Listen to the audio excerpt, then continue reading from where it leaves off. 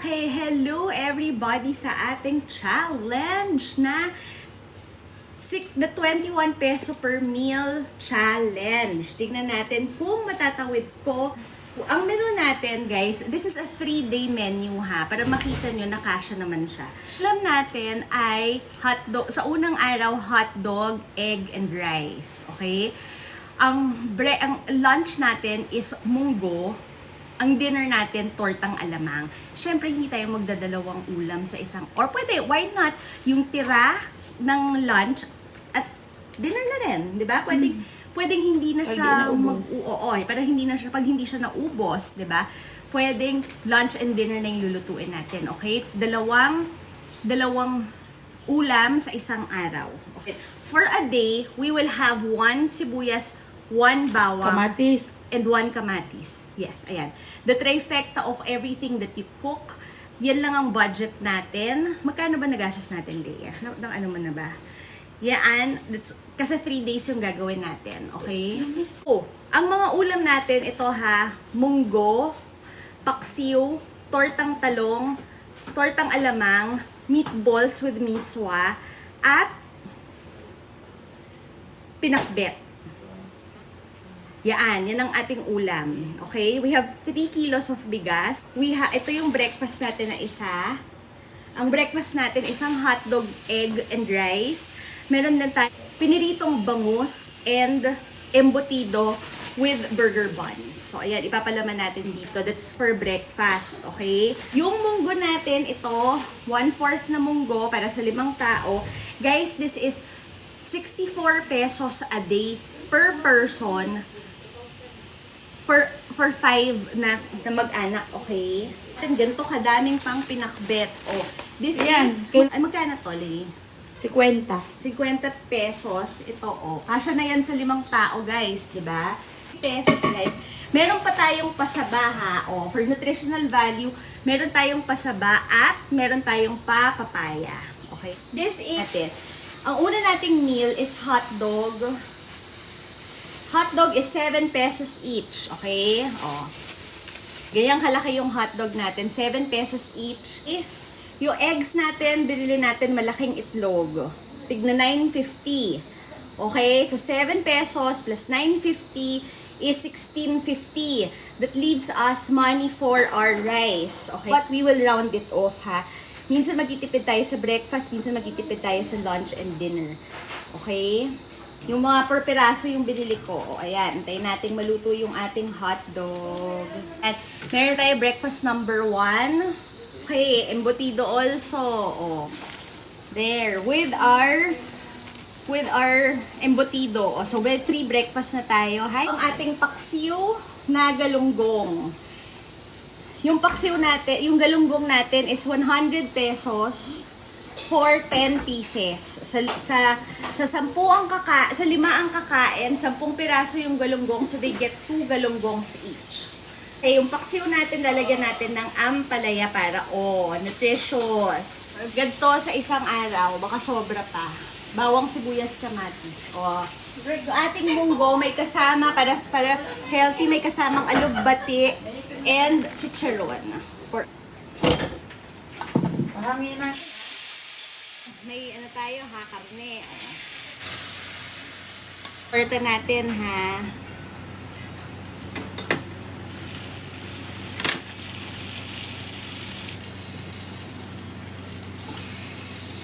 Pakita sa inyo na kaya. Ano ba to? Pinakbet? O, tingnan nyo yung pinakbet natin. Meron pang giniling ha. Ito tayo munggo. May tinapa yung ating, may tinapa pa ha. Ayan ang munggo natin ha. Ang ating munggo with alugbate. 64 pesos yung meatballs na. 3 meatballs per person. Okay, that's the meatballs. Okay, clear natin yung bawang. This is the NEDA challenge na 64 pesos per person for a family of 5. That's 320 pesos a day for breakfast, lunch, and dinner. Okay? Bye!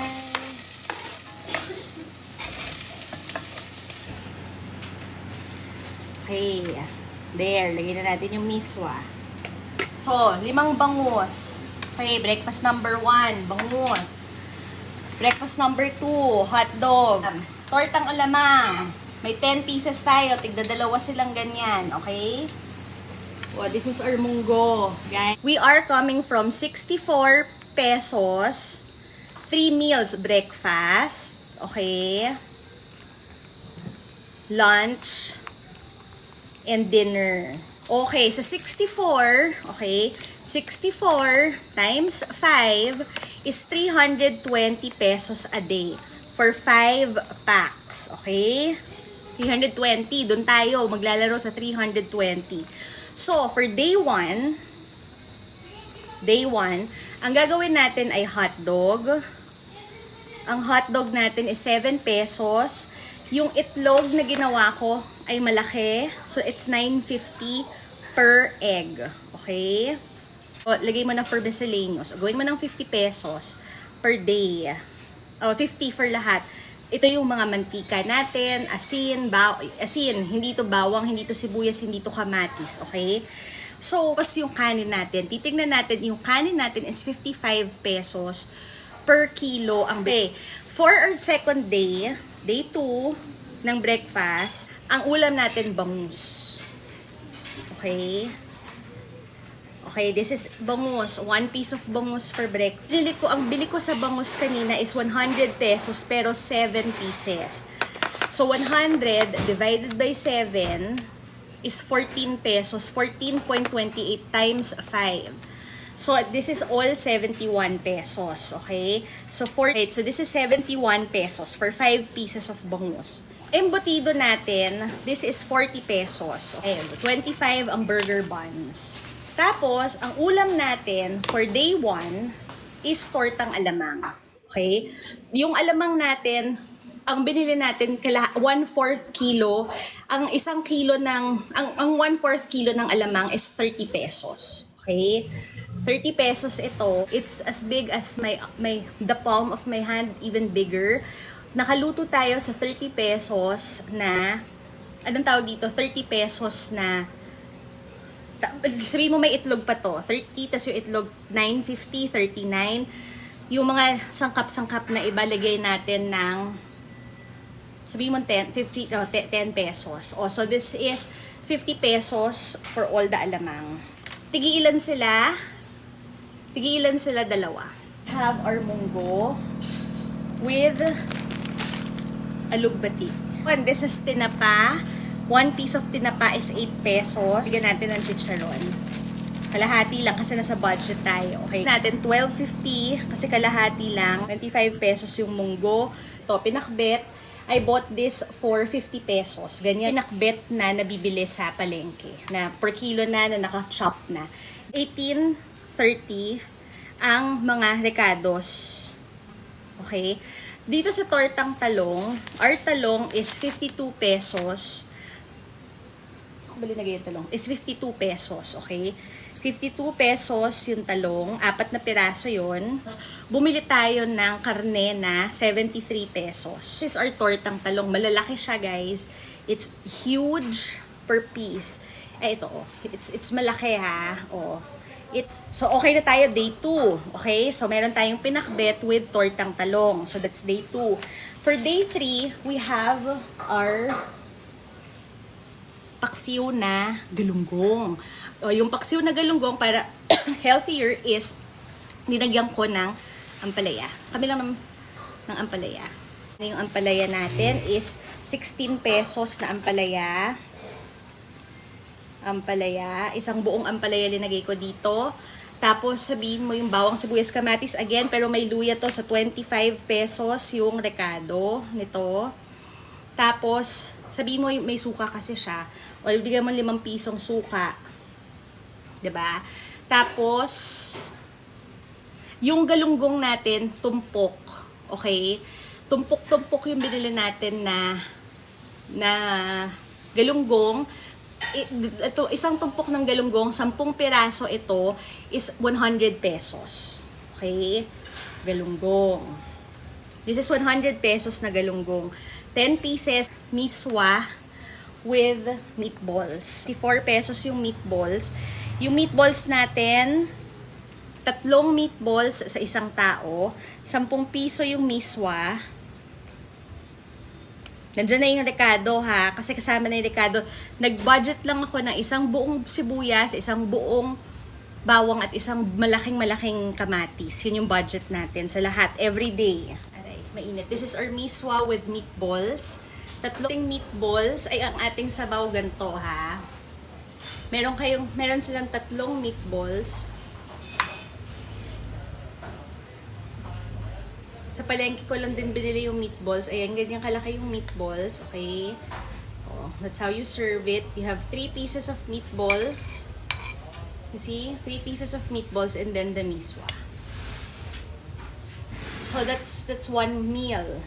350 ang isang piraso. So, that's 3 pesos and 50 cents times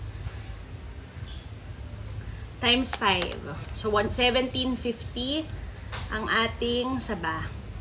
Okay? Papaya na nabili ko was 45 pesos. Papaya. Para naman meron din silang fruits. Okay? Turo lang tayo kung paano nyo titipirin yung pera nyo. 10. There, ha? 10 cups. Okay. So, 55 pesos ang kilo ng bigas divided ang isang kilo ng bigas 10 cups na malaki ng kanin, okay? So, ang ibig sabihin, per cup ng kanin is 5.5 pesos, okay?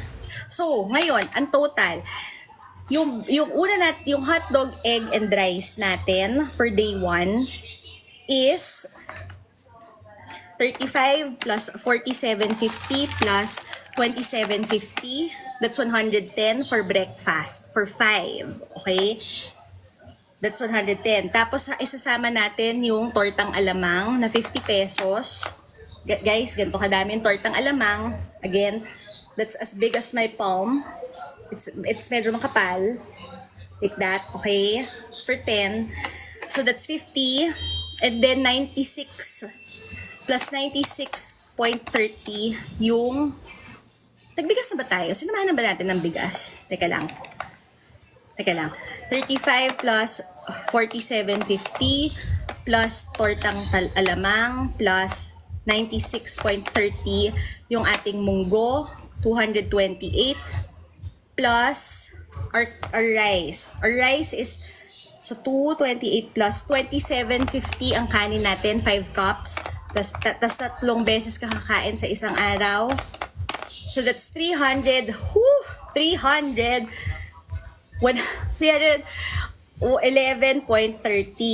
Okay? Tapos, day 2. Meron tayong bangus. 75 yung bangus na 5 piraso. Okay? Tapos, yung kanin natin, 27.50. That's 5 cups of rice. Tapos, yung ulam natin na tortang talong na 143.30 plus 50 pesos na gulay. Tapos may rekado pa tayo. May rekado tayong 18.30. Isang pirasong bawang, isang pirasong sibuyas, isang pirasong kamatis. It is total of 314 pesos. Okay, nakabahan na ako. Oh my God, 314 pesos. Okay. Day 3, embutido, 40 pesos. Burger buns, 25 pesos. Okay, we're cutting it too close. 25 pesos. Yung ating miswa soup ay 100 pesos. Yung ating galunggong is with the everything else is 146 pesos. 311 sa ulam. Okay? Tapos, maggugulay, may kanin tayo. Okay, kanin, 27 times, kasi may burger buns tayo dito. So, plus another 27.50. Okay, 311 plus 55. O, total na natin, guys. Holy kamote, natatakot na ako sa computation ko. So, 311.30 plus 314 plus 311 plus 55 pesos dun sa bigas. 991 pesos for 3 days for the family na hindi instant noodles. Lagyan pa natin ng kape. May kape pala tayo. Meron din tayong papaya, guys, ha. Kasama to. Ito, pwede, kasama to. Kasama yung papaya. Okay? So, at may kape pa pala tayo. So, a total of the kape is 14 pesos. Dalawa na yon. So, 14, 28. Guys, 42. Plus 42 pesos yung kape. Dalawa lang. 2 a day for mommy and daddy for 3 days. Okay? So, ang total natin, sa ginawa ko experiment today, for a family of 5, 64 pesos daw per day. Breakfast, lunch, dinner times 5 is 320, dapat 960. Umabot tayo ng 1,033. Na hindi tayo kumain ng instant noodles, na hindi tayo kumain ng sardinas, na hindi tayo kumain ng instant kung ano-ano. 'Di ba? O, ang inaano ko lang nandito ko as a mom who goes to the palengke, as a mom na nag-work dun sa budget, ito yung mapapala natin ng ganong pera. Umabot tayo ng 1,033 pesos for all of that. Okay? So that's the whole spread for 1,033 pesos kasama ang burger buns. So nandiyan ka pa ba, Smithy? Or si Smith ba yung nagtatanong kanina? So that's our miswa. That's our saba, that's our papaya. O pag tinanggal mo yung saba at saka yung papaya, hindi na yan, 900 something na lang. Dinagdagan ko kasi ng saba at papaya para naman meron tayong gulay sa katawan. This is our, pwede tanggalin nyo rin yung chicharon. Kung namamahalan kayo sa chicharon. O tanggalin natin yung 12.50 ng chicharon, ilinagyan ko pa kasi. The paksiw, linagyan natin yan ng, linagyan natin sa ampalaya para it's healthier. This is our pinakbet. It has sitaw, it has kalabasa, okra, talong. This is our hot dog and egg. Okay, this is our tortang alamang. That's our embutido. That's our tortang talong with karne. Kasi may karne din yan, guys. May pork and our bangus. So this is just so that people know how to budget their money. Hindi ko sinasabing hindi kayo marunong mag-budget. Hindi ko sinasabi sa inyo ako ang magaling. Trinay ko lang na i-budget to bilang somebody who goes to the palengke. Anong palengke yung pinuntahan ko? Q-Mart ang pinuntahan ko kanina. Hindi ako nagpunta sa grocery. Hindi ako bumili sa grocery kasi wala tayong aabutin sa grocery. Napakamahal sa grocery. Hindi ko rin sinasabi na lahat kayo may access sa palengke. Guys, I am not a solution to your problem. I am not going to give solution to all of your problems. Ito ang pinapakita ko lang dito. Ito. Yung ginawa ko. Okay? So, na-challenge lang talaga ako kasi sabi ng NEDA ganun. Okay? So, again guys, ang sinasabi kasi, the computation is 64 pesos per tao for a family of 5. That is 320 pesos for a day, for a family of 5. Ngayon, syempre hindi tayo ganun ka-strict na 21 pesos lang. Kasi may mga na-budget tayo, nagalaw-galaw natin na there are things that are mura, there are things na mas mahal. Sana lahat tayo mas sobrang may pera na pangbili ng mas mahal na pagkain, right? But hindi ganun ang kwento ng karaniwang tao, ng taong nasa laylayan. Yun ang pinag-uusapan natin, guys. Can you imagine, ang minimum wage ng isang tao is 640 pesos. Half of it already goes to food. If it's a family of 5, yung tatay, pumupunta yan may pamasahe pa yan, 'di ba? Yung mga anak, may pamasahe pa or maglalakad or may pangbaon papuntang school. We are talking about people who are yung mga construction workers natin na nagbabaon kasi wala silang pera pang bili ng karinderya, food, right? Meron pa tayo tubig, kuryente, renta. Doon sa mix na yon, 'di ba? Again, hindi natin pinagtatanggol ang NEDA. Ito ay binibigyan ko lang ng idea na hindi kakakapit. Mali kasi yung girl dun sa NEDA na sinabi na instant noodles ho. I mean, my God, we don't want to live on instant noodles every time, right? It's not healthy for us. It's not ideal, but this mix, this food Sana ay makatulong sa inyo sa pagbabudget ninyo.